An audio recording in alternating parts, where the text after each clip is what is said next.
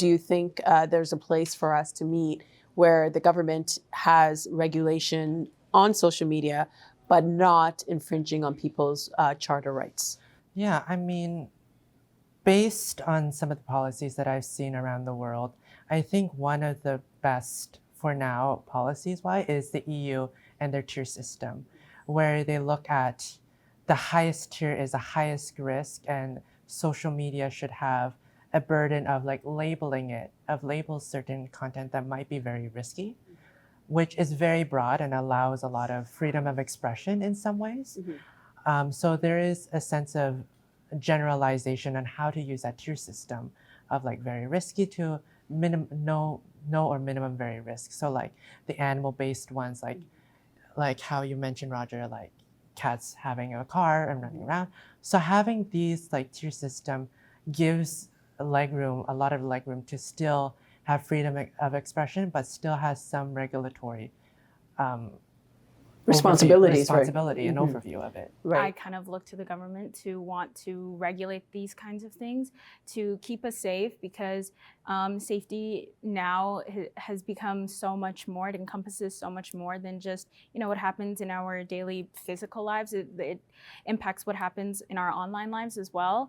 I think that there is a call for some kind of regulation that's fair, and also one that is equitable.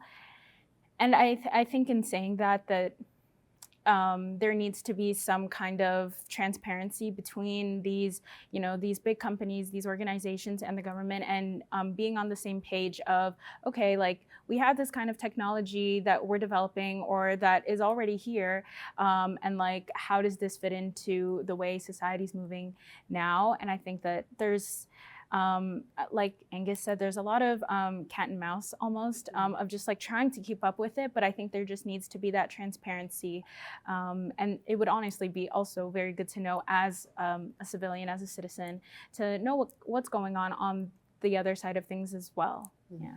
Sadia?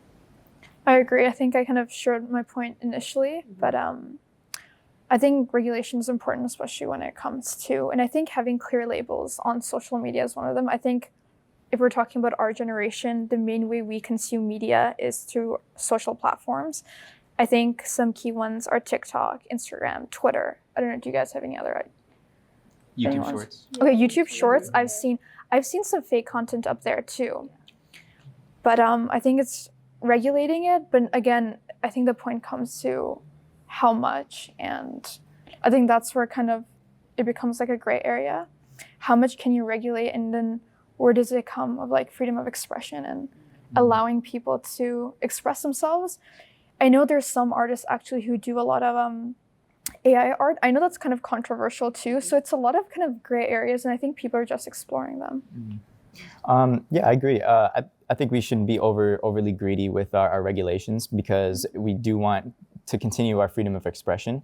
The extreme cases like pornography and sexual exploitation, I think those should be definitely regulated against by the government.